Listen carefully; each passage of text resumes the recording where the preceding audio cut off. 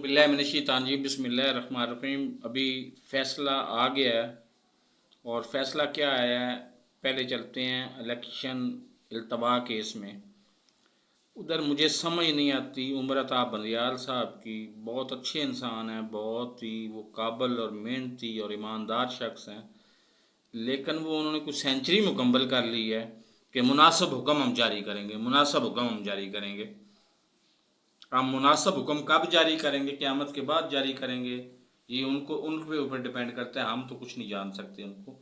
दूसरी तरफ नैब ने आज 8 रोज़ा जिस्मानी रिमांड दे दिया है इमरान खान के ख़िलाफ़, यानी 8 रोज़ वो अंदर रहेंगे, उसके बाद ज़मानत का सोचा जाएगा, देखा जाएगा कि ज़मानत होती है या नहीं होती, उसके बाद देखा जाएगा।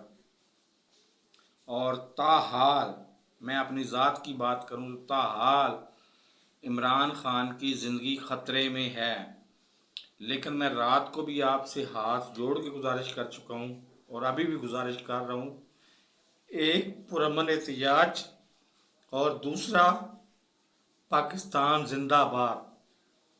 इससे आपने नारे से हटना नहीं है, बिल्कुल भी नहीं हटना। मेरे इस चैनल को सब्सक्राइब नहीं किया तो सब्सक्राइब कर लें और साथ लगे बेल आइकन को दबा के नोटिफिकेशन को ऑन कर दें ताकि मेरी हर नई आने वाली वीडियो को नोटिफिकेशन आपको बर वक्त मिल सके। अल्लाह हाफिज़।